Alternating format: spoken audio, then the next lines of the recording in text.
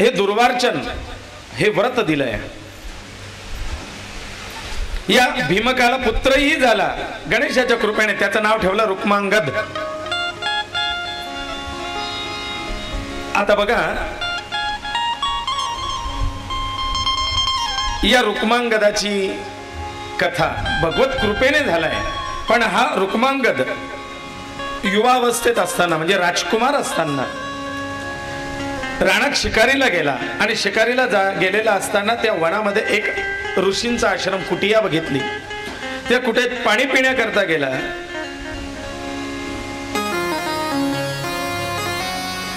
आणि त्या ऋषींच्या आश्रमामध्ये असलेल्या काही सेवेकरता आलेल्या महिला सेवेकरी तिथल्या विद्यार्थिनी शिष्या त्यापैकी एकीने या रुक्मांगदाला लग्नाची मागणी घातली. तिने सांगितलं की राजकुमारा मला तू आवडतोयस, मला तुझ्याशी लग्न करायचंय, मी इथून निघते, आपण लग्न करूया. रुक्मांगदाला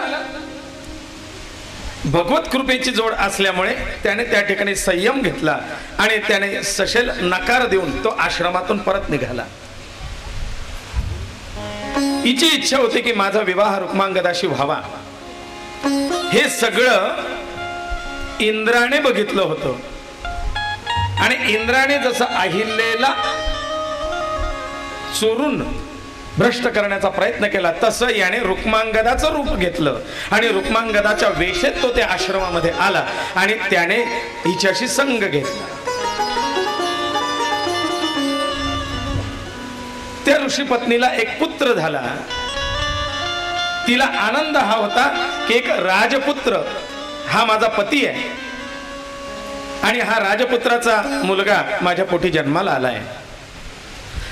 याचं नाव ठेवलं होतं गृत्समद. गृत्समद मुलगा बाळ. हा ऋषीपुत्र असल्यामुळे त्या आश्रमातच संस्कारात वाढला असल्यामुळे विद्वान होता.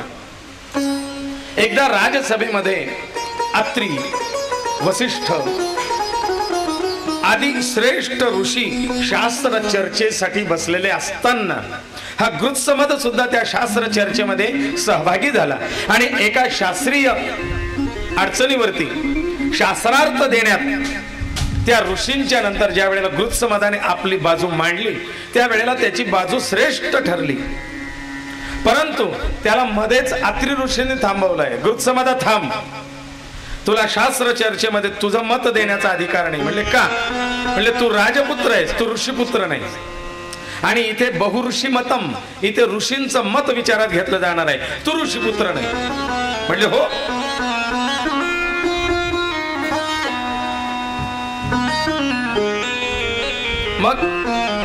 मग मी कोणाचा पुत्र आहे?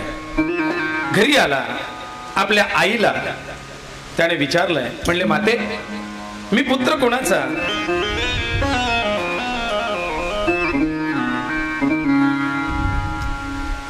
त्यावेळेला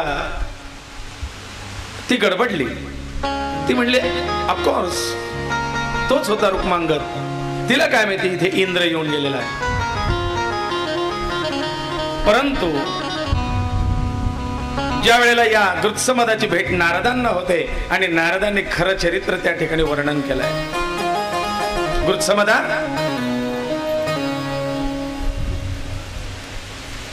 तुला ह्या दुविधेतून काढण्याकरता मी उपाय देतो. गृत्समद नारदांना शरण गेला आणि नारदांची प्रार्थना तो करू लागलाय. गुरुदेव मला या विवंचनेतून आणि या मोठ्या कठीण परिस्थितीतून दुविधेतून बाहेर काढा. गुरुदेवा नारदांना त्याने गुरु म्हणून मानलंय आणि मग गुरूंकडनं योग्य तो मार्ग घेत आहे. गुरुदेव दया करके मुझको अपना लेना. गुरुदेव दया करके मुझको अपना लेना. मैं शरण पड़ा तेरी चरणों में जगा लेना. मैं शरण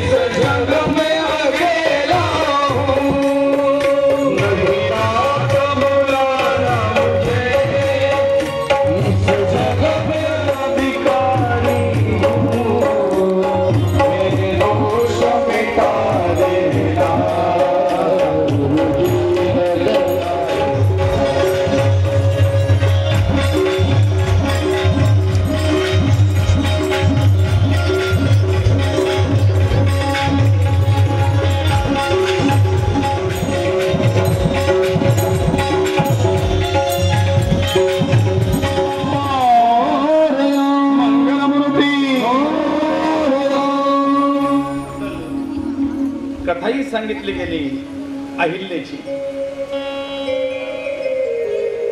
आणि अहिल्याचं पातक रामस्पर्शाने धुतलं गेलं. पण मग त्या अहिल्याला पातक लावणारा इंद्र याचं काय झालं? त्याच्या अंगाला छिद्र पडले, असाच रोगी झाला. ती कथा ग्रीत्समदाला सांगतायत नारद, आणि सांगितलं की याच इंद्रदेवाला, म्हणजे इंद्रदेव असेच गुरूंना शरण गेले बृहस्पतींना, आणि मग बृहस्पतींनी इंद्रदेवाला गणेशोपासना. विदर्भामध्ये कळम नावाचं एक स्थान आहे. कळमचा गणपती आहे ना बघा. त्या कळमच्या गणपतीला एक गणेश कुंड म्हणून आहे. त्या गणेश कुंडामध्ये इंद्रदेवाला स्नानाची आज्ञा बृहस्पतीने दिली, आणि त्या गणेश कुंडात स्नान करून त्या गणेशाचं पूजन केल्याने इंद्रदेवाचे ते असलेले छिद्र, या छिद्रांचं रूपांतर आशीर्वादात झालं, आणि इंद्रदेव सहस्राक्ष झाला. म्हणजे त्या छिद्रात एक एक डोळा आला, आणि 1000 डोळ्यांचा इंद्र असं म्हणून इंद्राला पद प्राप्त झालं.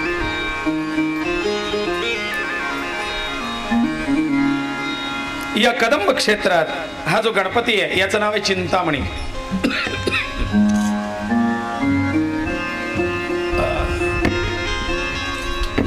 तिथे ते गणेश कुंड आहे, आणि खास त्वचा विकारासाठी त्या गणेश कुंडाची महती आहे.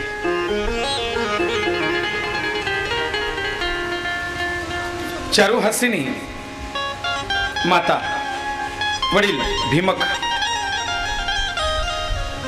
यांच्यासह सगळ्यांचा उद्धार त्या ठिकाणी झालाय. इकडे रुक्मांगद हा रोगमुक्त तर झालाय. रुक्मांगदाच्या कथेत आलोय आपण.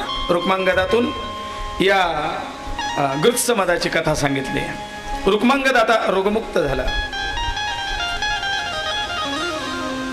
गृत्समद धर्मशास्त्र प्रवीण असूनही त्याला धर्मशास्त्रात प्रवेश घेता आला नाही. पण आता गृत्समदाची जी काही गणेश उपासना आहे, या गणेश उपासनेने गृत्समदाला असा वर प्राप्त झाला की गृत्समदा आजपासून महान गणेश भक्तांमध्ये तुझं नाव घेतलं जाईल, आणि तुझ्या नावाने गणेश उपासना प्रसिद्ध होईल. गृत्समद हा भगवत भक्त झालाय, गणेश भक्त झालेला आहे. आणि गालव, गार्ग्य, मुद्गल, भृशुंडी यांच्या सोबत गृत्समद हे ऋषी सुद्धा महान गणेश भक्तांमध्ये एक ठरले. अशा या गृत्समदाची कथा गणेश पुराणामध्ये येते.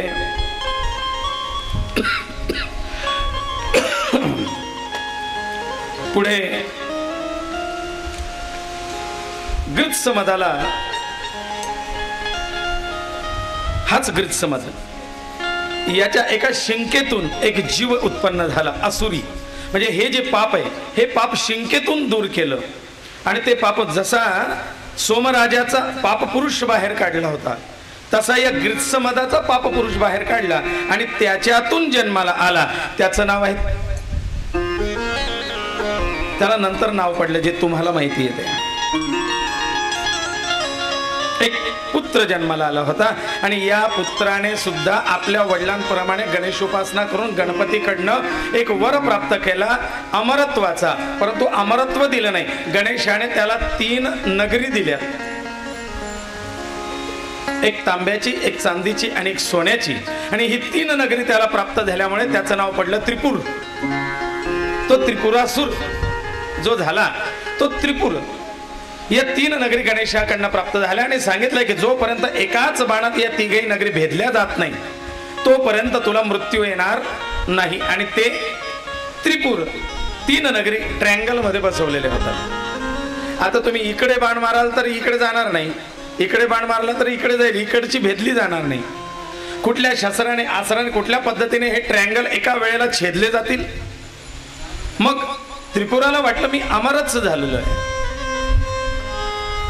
करता करता करता वरदानाचं रूपांतर आणि ती शक्ती त्याने दुष्कृत्यासाठी वापरायला सुरुवात केली.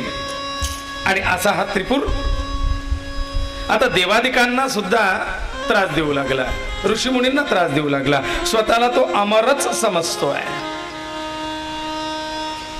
मग या त्रिपुरा करता सगळ्या देवी देवतांनी सांब, सदाशिव, महादेव यांना प्रार्थना केली की भोलेनाथ या असुराला तुम्ही आवरा.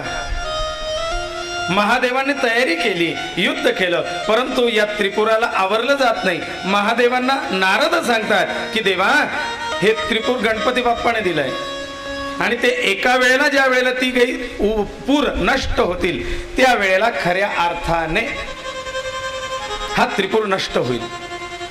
महादेव म्हटले मग हे कसं? म्हटले ते त्याची चावी ज्याने कुलूप बनवलं त्याच्याचकडे.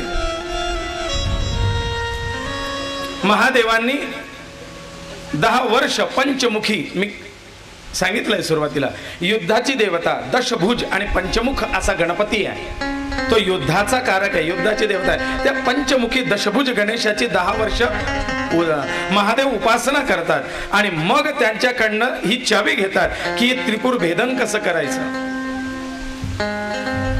मग या त्रिपुर भेदना करतात त्रिशूलाचा उपाय गणपती बाप्पांनी दिलेला आहे आणि सांगितलंय की मी त्या गोष्टीसाठी सहाय्य करीन. हे त्रिपुर म्हणजे काय हो? जसं विदर्भ सांगितला तसं त्रिपुर सांगायचं आहे. त्रिपुरारी पौर्णिमा करतो ना आपण, एका वेळेला भेदता आल्या पाहिजे.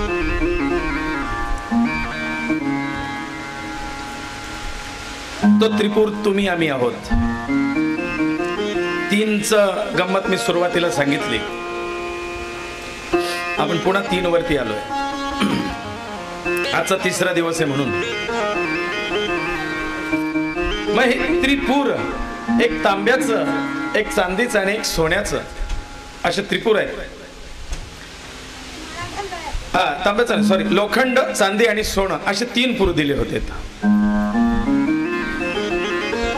मग ह्या 3 पुरांना भेदणं म्हणजे काय? गणेशाने हे त्रिपुर दिले म्हणजे काय? आध्यात्मिक चिंतनाकडे वळूया. गूढ अर्थ त्याच्यातले. गणेश म्हणजे तो ओंकार, गणेश म्हणजे तो निर्गुण ब्रह्म. आईच्या गर्भामध्ये ज्या वेळेला जीव स्थापित होतो त्यावेळेला तो एक गोळ्याच्या सारखा असतो, गोळा, मांसल गोळा असतो. तो निर्गुण या गणेशाचं ब्रह्माचं स्वरूप. मग हळूहळू तो सगुणतेला येतो आणि सुरुवातीचा पहिल्या, दुसऱ्या, तिसऱ्या महिन्याचा त्याचा आकार पहा, गणपतीच्या सोंडेसारखा असतो. पान घोडा कसा असतो? पान घोडा बघितलाय का? पान घोडा जसा असतो त्याचा खाली शेपटीचा भाग असा गोल असतो गणपतीच्या सोंडीसारखा, तसा हा जीव सुद्धा आधी असा वरती तो डोक्याचा भाग आणि मग खाली फक्त धड असं. गणपतीच्या मुखाप्रमाणे त्याला आकृती तयार होते. मग जो आईच्या गर्भात स्थापन होतो ना, आईच्या गर्भातून जन्माला येतो, हा पहिला देह, जड देह, शरीर म्हणजे पहिलं पूर लोखंडाचं, याची माती होते. हे पहिला देह, पहिलं पूर. दुसरं पूर, आपल्याला एकूण 3 देह सांगितलेले शास्त्राने. कधी वेळ मिळाला तर गरुड पुराण ऐकू.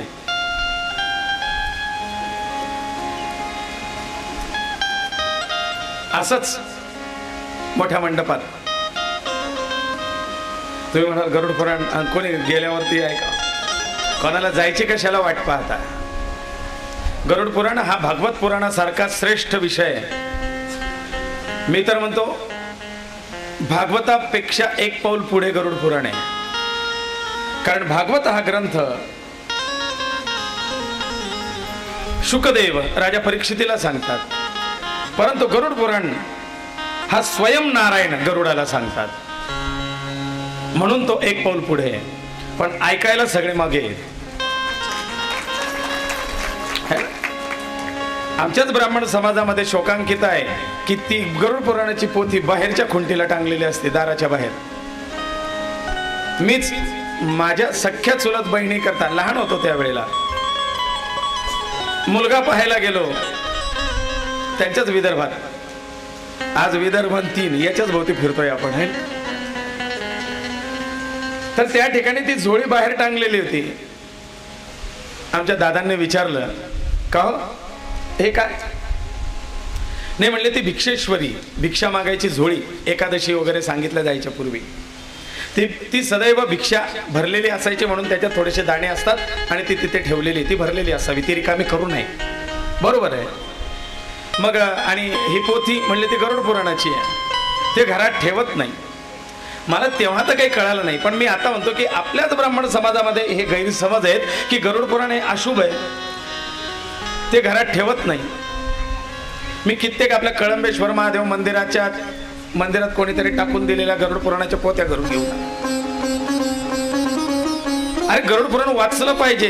मरणाच्या वेळेला काय करावं, मरण जवळ आल्यावर काय करावं, मृत्यू झाल्यानंतर त्या जीवात्म्याची देहदशा काय करावी, कसे कर्म करावे, हे सगळं त्याच्यात दिलेलं आहे. ते अवश्य ऐका. शेजाऱ्याच्या घरी लागलेलं असेल तरी तिथे ऐकायला जा. तेव्हा तेच ना करणं मरण, आपण काय जाऊ, मग तू ना करणं कोणी मरण वाढले. पण ते सुरू केव्हा होतं, तिसऱ्या दिवशी. मग ते पहिल्या दिवशी माय ते दक्षिणेकडे तांगड्या करायला पाहिजे होत्या, ह्या इथं आपल्याला माहितीच नाही. मग तू का गईच नाही. मग ते ऐकलेलं असेल तर कळेल ना आपल्याला काय करावं, तुळशीचं पत्र केव्हा द्यावं, कशासाठी द्यावं, मृत्यूच्या समयी कसं डोकं कसे पाय असावेत, मरणांती कसं करावं, तो दिवा कसा लावावा, कुठे लावावा, किती दिवस लावावा, है ना, त्याच्याकरता ते ऐकावं. पण मी तुम्हाला गरुड पुराण नाही सांगणार.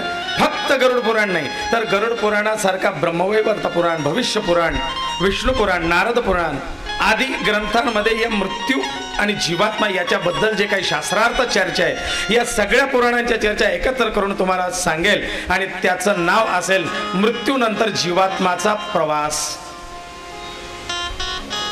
मृत्यूनंतर ही जीवदशा काय होते, मृत्यूनंतर जीवाची अवस्था काय असते, त्याचा प्रवास कसा सुरू होतो, या सगळ्या गोष्टी त्याच्यामध्ये येतील. कधीतरी बघू आपण, योग येईल. पण आज सांगायचं असं आहे की हे त्रिपुर, मग प्रत्येक जीवाला 3 देह दिलेले आहेत. पहिला देह इथे चितेवरती पडतो, तो लोखंडाचा देह, त्याची मातीच होते, नष्ट झाला. मग दुसरा देह जो यमदूत त्याला बांधून यमनगरीकडे घेऊन जातात, है ना. आणि तिसरा देह तिथे यमनगरीच्या ठिकाणी तो तिसरा देह संपतो आणि तिसरा देह प्राप्त होतो, त्याला दिव्य देह, तो शुद्ध जीवात्मा, शुद्ध आत्मा, तो तिसरा देह. मी तुम्ही म्हणाल हे कोणी पाहिले, तुम्ही पाहतात पण तुम्हाला कळत नाही. मी तुम्हाला सांगतो या 3 देह तुम्ही कसे अनुभवले. एक हा जड देह, हा तर तुम्हाला मान्य आहे ना. हा जसं तुम्ही कथेत आल्यानंतर झोपतात, है ना, ती छान झोप लागली, पंखा चालू आहे, आपण झोपलेलो आहे. कोण झोपलंय, हा जड देह, लोखंडाचं पूर, है ना. पण या झोपेमध्ये आपण घरी जाऊन आलो, माय दुधाचं पातेलं उघड आहे ना, दुधाचं पातेलं उघड आहे, ते झाकायचं राहून गेलं, हे कोणी झाकण ठेवतील तर बरं होईल. झोपेत स्वप्न चालू आहे ना. आणि मग ते स्वप्नात मांजर आली, तिला माझं तोंड घातलं का काय, आणि ते झाकण ठेवायचं. हे सगळं कुठे चालू आहे, हे कुठे आहेत, कथेत. पातेलं कुठे आहे, घरी. मग तिथे ते मांजरीला हकलायला आणि ते झाकण ठेवायला कोण आहे, हा. पण ते पातेल्यावर झाकण ठेवलं, मांजरीला हकलली, आपल्यालाच पाहतो ना, आपण असतो तिथे, आपण दिसतो. मग ते आपण तिथे घरी असलेल्या आपणाला कोण पाहतं. काही वेळेला आपला ऍक्सिडेंट झालाय, आपण मेलो, हे पण आपण स्वप्नात पाहतो. पण मी मेलेलो आहे, मी पडलेलो आहे आणि माझी सगळी अंत्ययात्रेची तयारी चालू आहे, हे कोण पाहत असतं. तो पाहणारा तिथे मेला, तो आपला दुसरा देह जो स्वप्नात. पण त्या देहाला मेलेलं पाहताना जो पाहतो तो आपला तिसरा देह असतो. कारण हा इथे, याचे डोळे बंद आहे, हा हलत नाही, चालत नाही, डोलत नाही, घोरत असतो. पण तिथे मेला आणि मरून पडलाय, ते मड पडलंय, ते दुसऱ्या देहाचं, आणि त्याला आपण आपल्याला मरताना पाहतोय, म्हणजे तो तिसरा देह आपल्या दुसऱ्या देहाला पाहतो. हे 3 अवस्था आहेत. हे आपले 3 देह, एक जड देह, एक प्राणदेह आणि तिसरा कारण देह पण म्हणतात किंवा सूक्ष्म देह किंवा दिव्य देह म्हणतात। हे 3 देह एका वेळेला भेदले जायला पाहिजेत, त्यावेळेला त्याचा मृत्यू। आणि ही मृत्यूचे त्याला भेदण्याचं काम मृत्यूची देवता शिव म्हणून महादेवांकडे ते डिपार्टमेंट आलं। गणेशाने महादेवांना सांगितलंय की तुम्हाला हे कार्य आता अशाच्या पद्धतीने करायचंय। हो, महादेवांनी त्रिपुर भेदनाला आता गणेशाचे आशीर्वाद घेतले, तो त्रिशूल घेतला आणि आता त्रिपुराचं आणि महादेवांचं युद्ध सुरू झालंय। इथे महादेवांना गणेशाने काही नामावली दिलेली आहे, तशी तर गणपतीची 1000 नावं आहेत, त्याच्यानंतर 108 नामावली तरी म्हणावी, नाहीतर निदान 21 नामावली जी गणेशाने महादेवांना दिली होती त्या 21 नावांचं स्मरण करावं। घोर संकटनाशनम, ते नाव अशी आहेत, एक गणंजय, गणपती, हेरंब, धरणीधर, महागणपती, यक्ष, वरद, प्रसादन, अमित, अमोघ सिद्धी, मंत्र, चिंतामणी, विधी, सुमंगल, आशापूर, बीज, वरद, शिव, कश्यपानंद, वाचा सिद्ध आणि धुंडी विनायक। धुंडी विनायक कुठे आहे? काशीला आहे। काशीला धुंडी विनायकाचं स्वतंत्र स्थान आहे, जागृत गणपती आहे। मग अशा या 21 गणपतींचं नामस्मरण केलंय आणि शिव उपास युद्धाला सज्ज झालेत, त्रिपुरासुराचं भेदन करतायत। आणि राजा या त्रिपुरासुराच्या युद्धामध्ये महादेवांना एकाच वेळी हे 3 पूर भेदन करण्यात यश प्राप्त झालं आणि या त्रिपुरासुराचा वध या ठिकाणी झालाय। नमः पार्वती पतये हर हर महादेव। ओम शिव परात् परात् ओंकारा शिव तव शरणम्। ओम शिव परात् परात् शिव ओंकारा शिव तव शरणम्। ओम शिव परात् परात् शिव ओंकारा शिव तव शरणम्।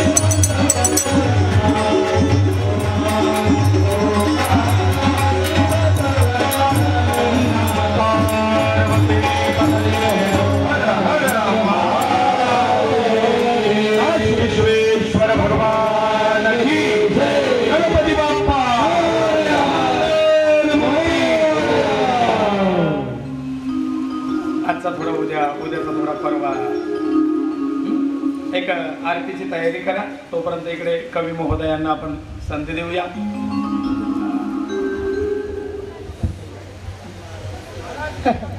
आज तुमच्याबद्दल बोलायची परवानगी द्या.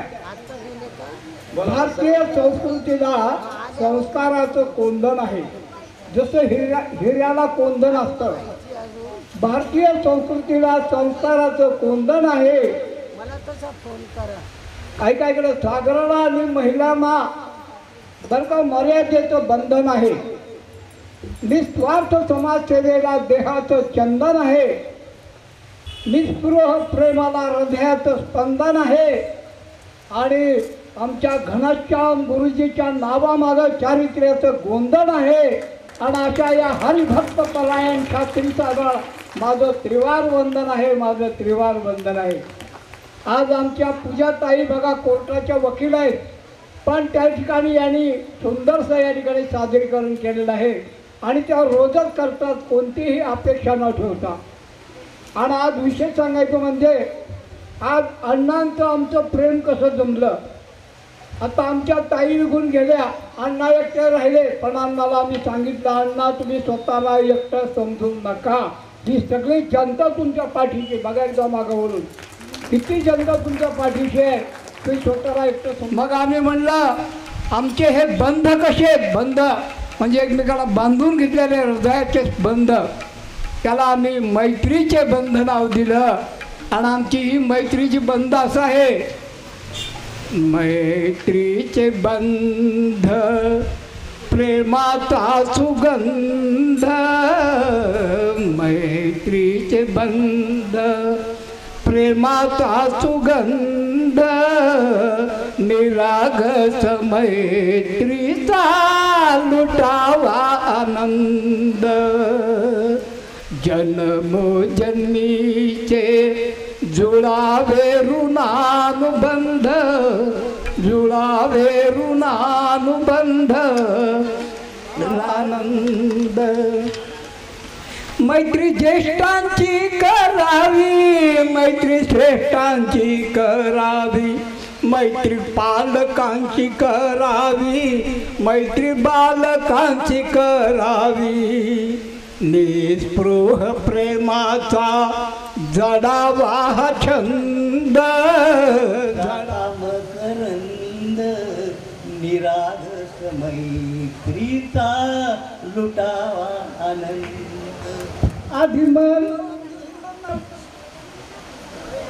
नसावे, मग आलिंगन द्यावे, कळत न कळत घडावे, हृदयात हृदय भिडावे, मैत्रीच्या पाशामध्ये व्हावे बेधुंद, व्हावे बेधुंद, निरागस मैत्रीचा लुटावा आनंद. नको कोण नको कोणाशी बोला, नको कोणाशी वैर, नको जगणे हे स्वैर, नको वागणे ते गैर.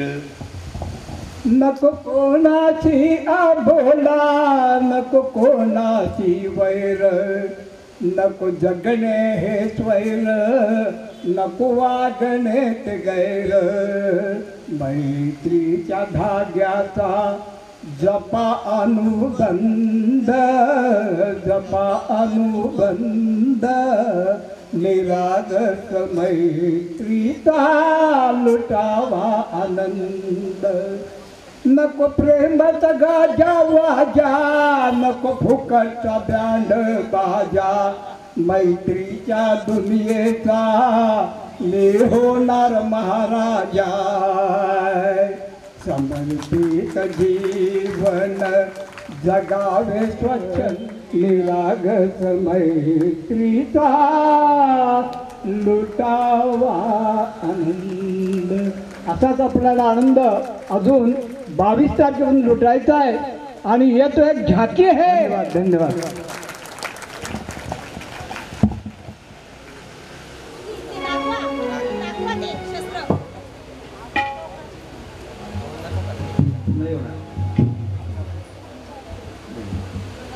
समोर बघा सगळ्यांनी